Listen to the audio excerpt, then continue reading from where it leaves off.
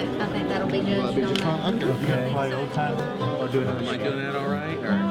Okay, Jessie. And how old is Jessie? She's 10. All right, she's 10 years old.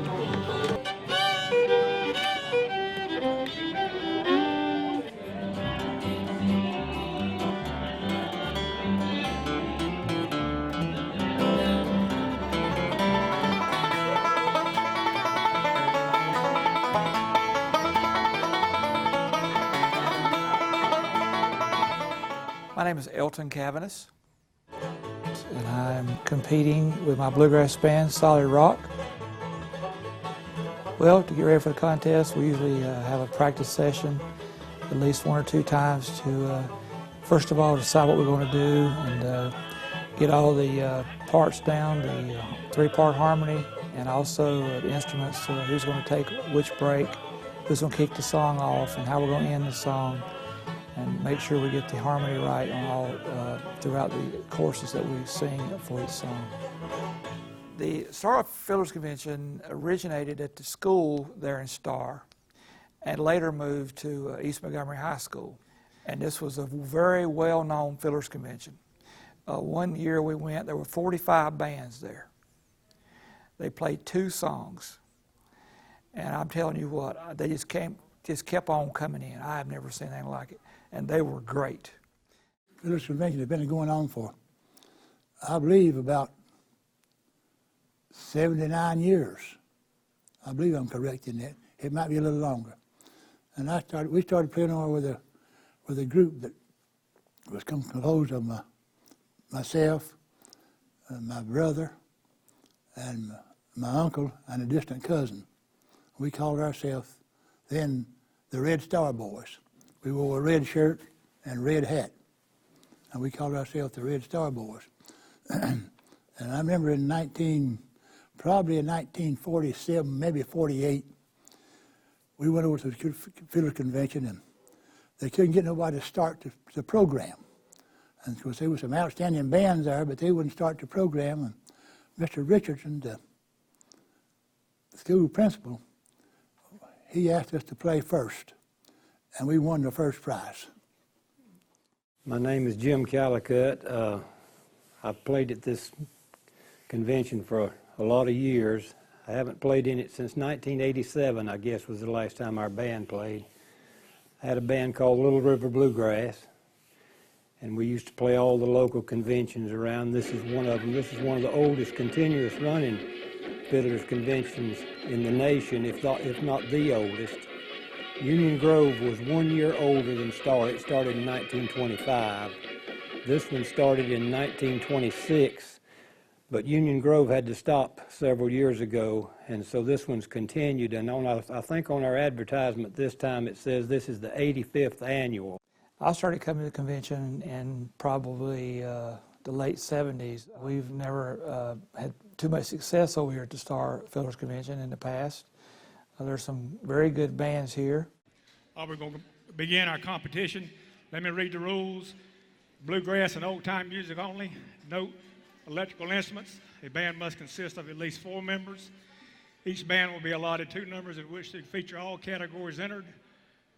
This is definitely an important cultural event in Star. It's considered to be more of a reunion than anything. Of course, the competition is taken seriously, but it's mostly like a big reunion where the musicians can get together. Now, back in the heyday of it, when the convention was a lot bigger, we would have bands from Tennessee, South Carolina, and Virginia, as well as the local groups. And maybe sometimes it'd be 2 o'clock Sunday morning before it would be over.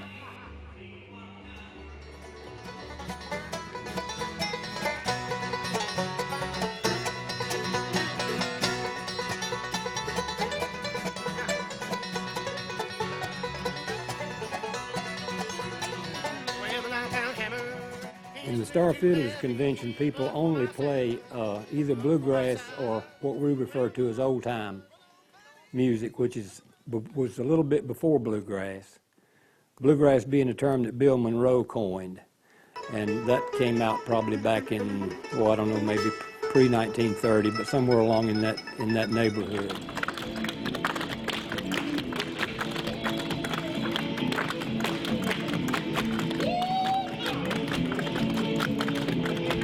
Playing the bass, man I'm very proud of, is my father, Mr. Theory Cadmus from High Falls, North Carolina. My name is Elton Cadmus, and I live in Asheboro. We make up solid rock bluegrass.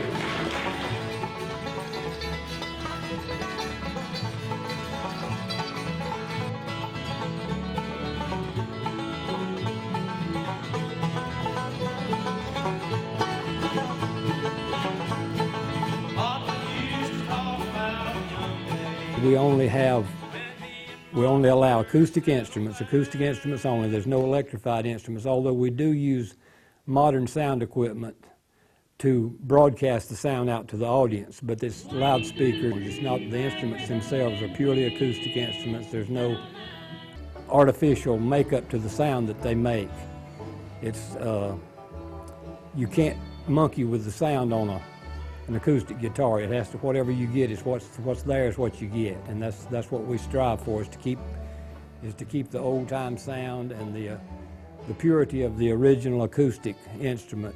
That's what we want to keep.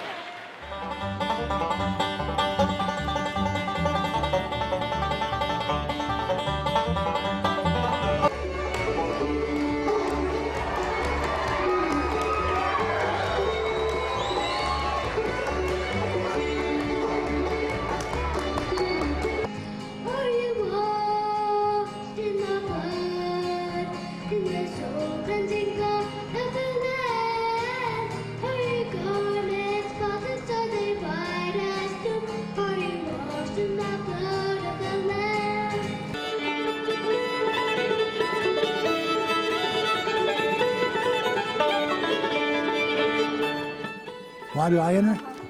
Well, first of all, I do it because I like it.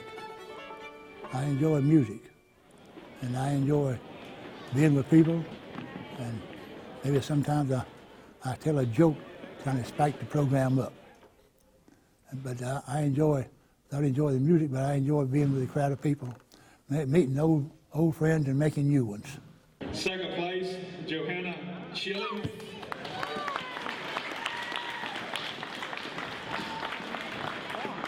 First place, Jade King. The bands. Fourth, Burris Brothers Band. Third is Midway. Second is Sons of the South.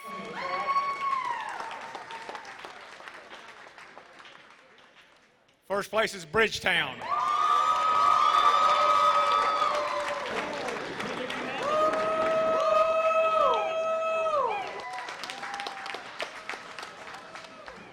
That completes everything for the 85th Star Fiddlers Convention. Hope to see you at number 86. Thank you. Hope you had a good time.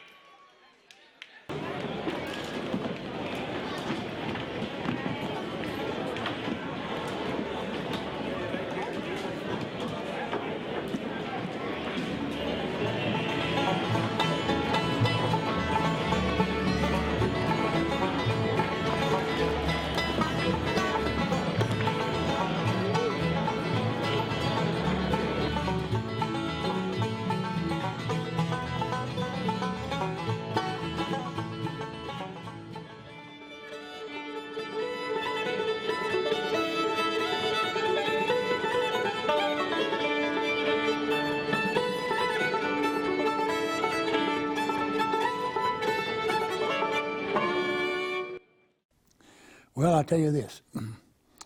This lady was getting up in years, and she never had married. And she was walking down a lonely path one moonshiny night, and she walked under a big old oak tree, a dead tree. And she was standing under the tree praying, "Lord, send me a husband, send me a husband." And about that time, an old big hooting owl come lit up on the limb above her head, and she was standing there praying, "Oh Lord, send me a husband." And old Al hollered out, "Hoo, hoo, hoo, hoo." And she says back to the owl, says, "Anybody, Lord, anybody, Lord." That's great. I tell a few jokes at the Fiddlers Convention.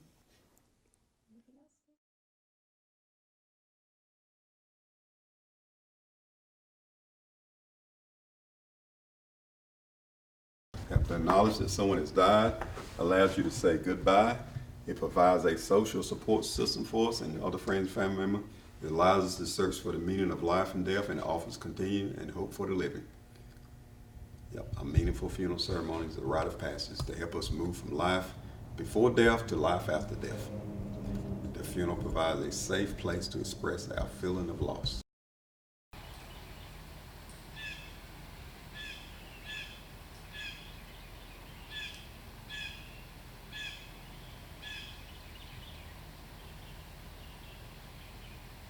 Original funeral home, which was a partnership, which was Melvin and Butler Funeral Home, was my dad and a business partner, opened up in October of 1970. It was a little two-story house, which was across town.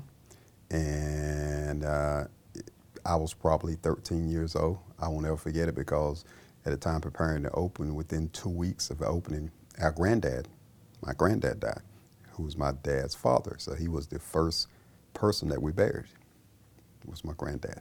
And I remember me and my brother sometime, we grew up, as he got older in his 80s, so we just questioned about stuff. I remember I asked one time about slavery, and he said that I remember him telling me that he said that his granddad was a slave.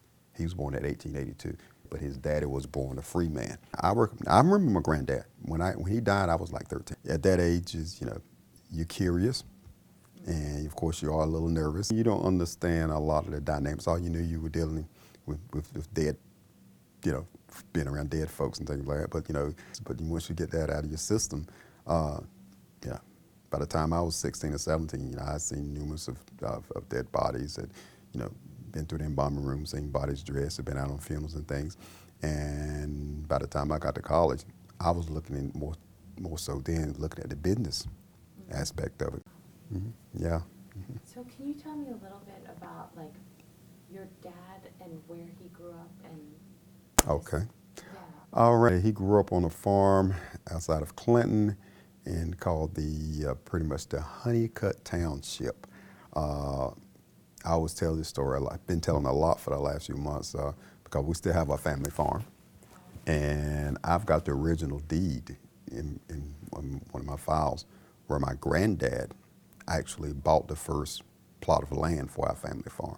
My granddad bought 14 acres in 1906 for $140. And I've got the original deed. And that is still in our family because on our farm, we have a couple of houses. My brother stays in the house that we grew up in, my mom and dad's farmhouse. And I have a older sister that remodeled the original house on that Fort Name granddad house, and she stays there. So he grew up over there, and like I said, his first trade, he always tell the story, he only went to school 7 years, formal education, because after 7 years in the county, the schools didn't have high school. You had to go to the city and want no buses. Yeah. So he went to the 7th grade, and at 16 or 17, he picked up a trade to start cutting hair, and got good at it. And your granddad? This is my dad. This is your dad. And then he went to Raleigh, he said, and got licensed barber. And he started cutting hair at the military base, Fort Bragg and Camp Lejeune. So he got married, and at that time, came back to the farm, started farming with my granddad, but he was still cutting hair. And that's when he came over to Roseboro, he and our cousin, and opened a barbershop over here. That was the connection, Roseboro. That had to be in the 40s. And he had a barbershop here from the 40s to the 50s. And it's an elementary school here in Charles E. Perry School. Yeah. Okay, the principal was Reverend Perry. My dad's, he sold Reverend Perry. He was a barber too. He sold him a barbershop that he owned. He had a barbershop in Fayetteville also. So he sold him that barbershop in Fayetteville, and basically went back on the farm at home and built a barbershop beside our house on the farm. In Clinton. Outside of Clinton. And so that was his original trade. So between the farm and the barbershop was there, and all the kids were there, he could do things. And then that's when in 1970, 71, expanded. I came back into Roseboro and opened a funeral home. So the connection here in Roseboro has been since the 40s with my family. My dad loved this business. He really loved it. I mean, even after he retired, he and my mom would get up every day, pack a lunch, and they would go over to the funeral home, and he would do odd jobs and stuff like that, you know.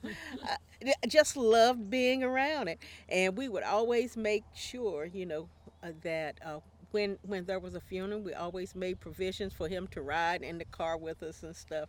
And in the later years, he'd just sit in the car and watch stuff happening, you know, around him. He liked the activity of a funeral and viewing it and all of that. He loved this business.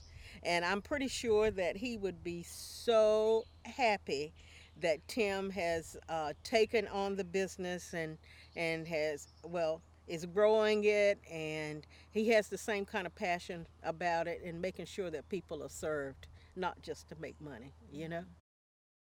Funerals are for human beings. You know, we're separate from any other animal, but we're human beings. Yeah. And a human being, you know, we deserve to have something with dignity and honor to verify the fact that we have lived a life, no matter how good or bad we were. Yeah. But we deserve that right to have a meaningful ceremony of some sort when we die.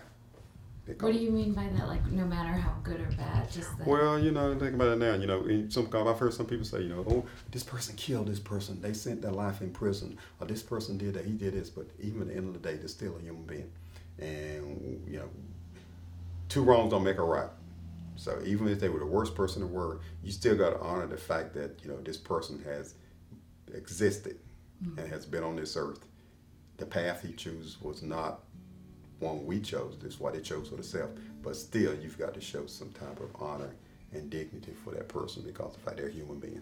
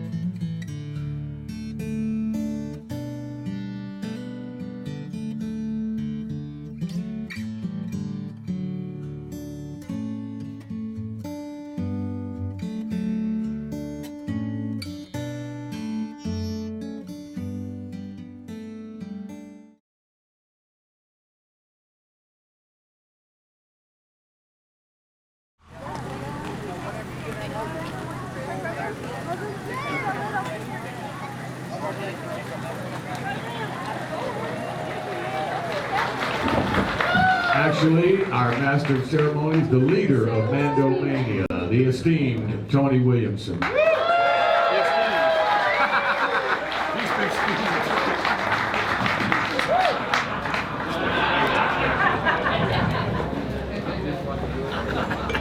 Okay, we'll save it for the second call.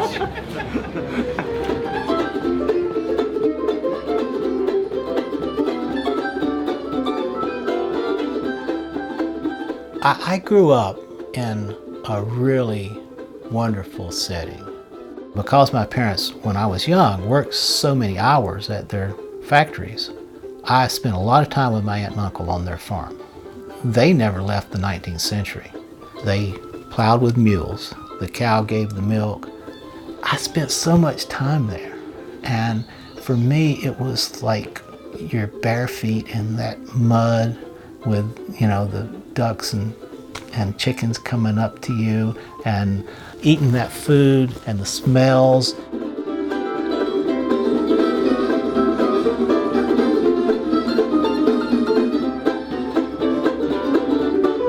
And you know, music was part of that too. You know, my brother and I and my cousin would play music in the evening after all the work was done. This is how I grew up.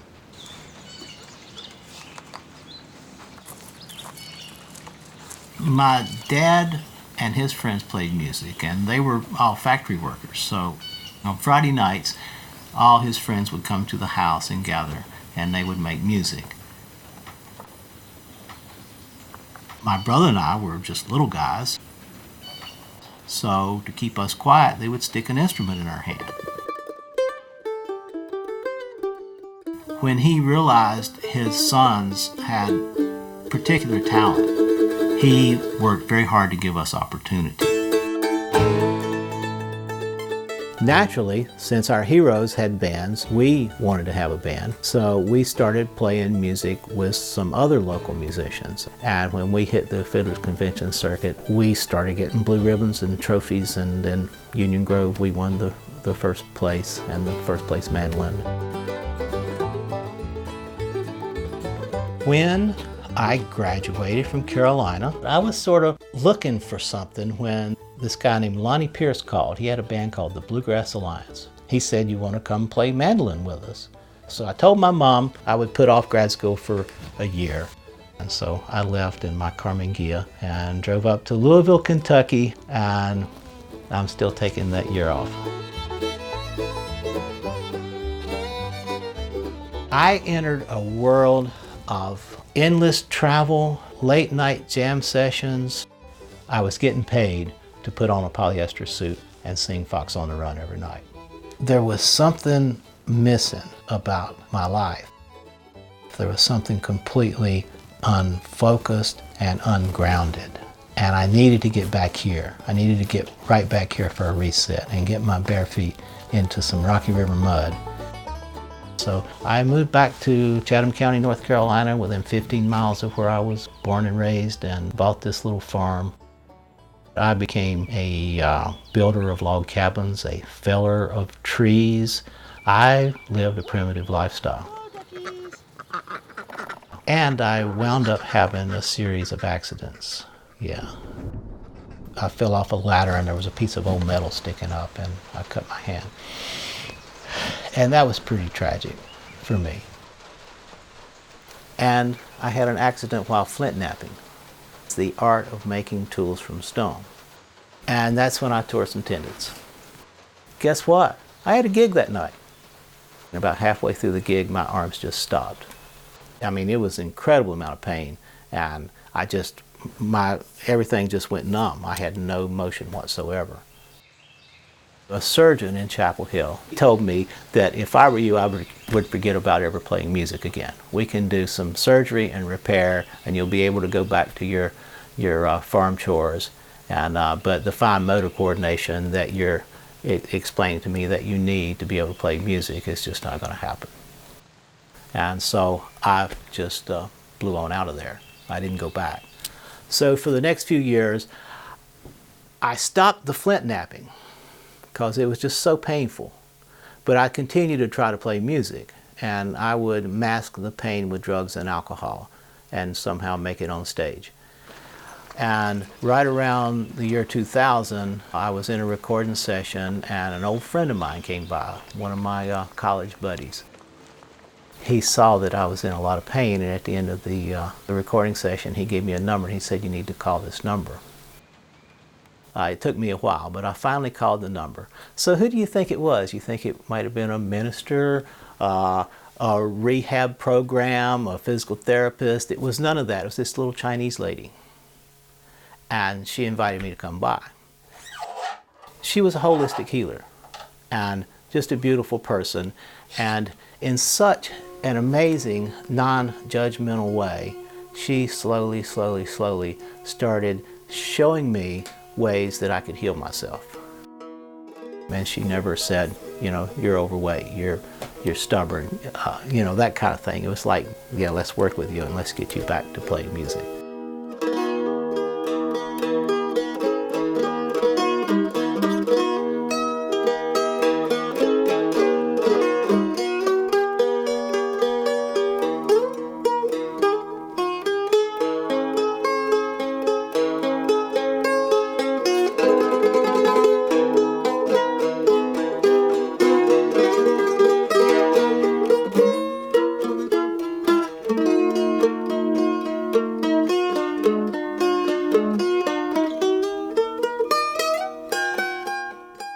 There's an old saying, the older the violin, the sweeter the music, and that's not just a saying, that's really true. Wood is alive.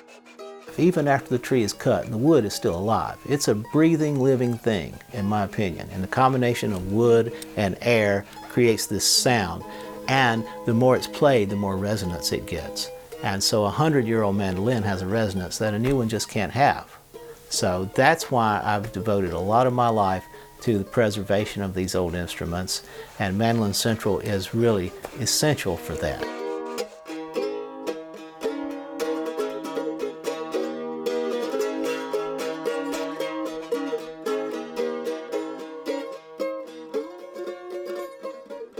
Music is not about competition, music is about harmony, and mentoring is a lot of what I do.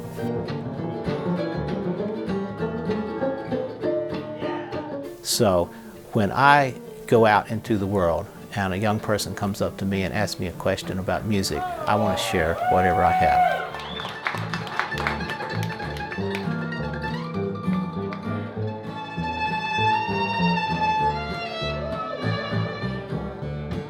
The way that he communicates with me and is able to tell a story and is able to teach me through the music, it is something I've never experienced with anyone else.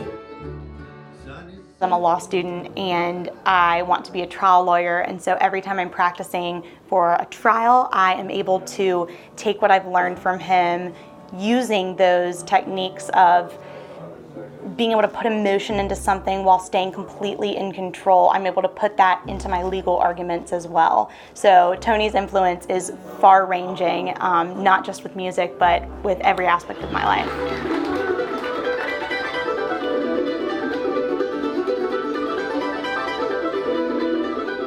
When I play music and people are listening, I'm giving of my soul. I'm giving something that's very deep with me. And when my audience starts to feel that, they start giving me back this sense of appreciation, and I can feel it coming off of them. And then when I get that from them, that reverberates my involvement in this feedback loop. And I send out this huge amount of love and this history in my family, and the music, it's all in the music and the notes, and the audience likes it, and that feedback loop gets bigger and bigger and bigger, and then by the end of the concert, I mean, it's just wonderful. So that's why I go out and I play music. And that's also why I come back home to my cabin in between times.